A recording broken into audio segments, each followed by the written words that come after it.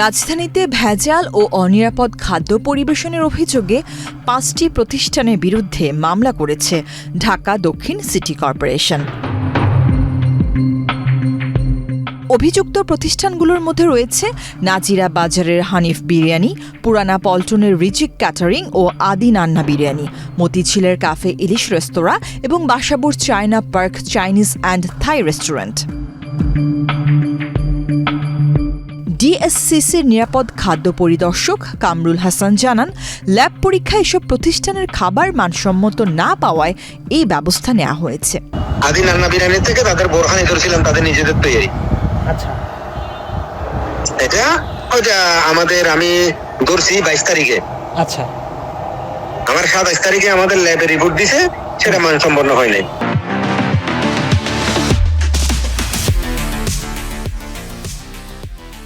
রিজিক ক্যাটারিং পল্টন, তারও আমরা যে ওখান থেকে তার এই প্রতিষ্ঠান থেকে অনিবেশন দেওয়া হয় যে টমেটো সস ধরছি ওই যে 22 তারিখে। আচ্ছা, বুঝতে পারছেন? হ্যাঁ, সেটাও এই আপনার ওই যে মানসম্পন্ন হয় নাই। আচ্ছা, তাই 27 তারিখে রিপোর্ট দিছে, সেটাও আপনার বুঝতে পারছেন দুইটা। আচ্ছা, তারপরে হলো আপনার ওই যে সাইনাট, মানে আপনার সাইনা পার্ক চাইনিজ থাই রেস্টুরেন্ট। আচ্ছা, বুঝতে পারছেন? হ্যাঁ। সেটাও আমরা ওই যে আমি 28 তারিখে ধরছি, তার এখানে তারা রং ব্যবহার করতেছে। বুঝতে পারছেন? হ্যাঁ, তার এখানে রং ব্যবহার করতেছিল বিষাক্ত। আচ্ছা, আমি জব্দ করেছিলাম, সেটার নামও তাদের মামলা দায়ের হয়েছে বলে জব্দ করা হয়েছে। আচ্ছা, তারপরে হলো আপনার হানিফ বিরিয়ানি। হ্যাঁ, বলেন হানিফ বিরিয়ানিটা। এখন ধরি হানিফ বিরিয়ানি, তাদের এখান থেকে তাদের নিজেদের তৈরি বোরহানি আমরা 24 তারিখে ধরছি, সরি 15 তারিখে, 15 তারিখ 26 তারিখে 19 তারিখ রিপোর্ট দিছে তাদের। সেটাও তাদের যেমন দুধ প্রোটিন এখানে তাদের ন্যূনতম এখানে 2.7%, এখানে পাওয়া গেছে 1.71%। আচ্ছা, মানহীন।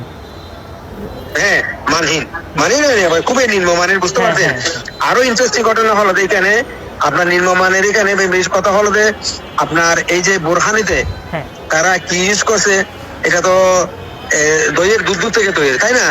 এখানে খুবই নিম্নমানের। সে কারণে তাদের আমি ওই যে নিরাপদ খাদ্য আইন 2013 এবং এখানে 26 ধারা এবং 33 ধারায় মামলা দায়ের করি। আরেকটা হলো যে হানিফ বিরিয়ানি, আরেকটা হলো সরিষা ইলিশ।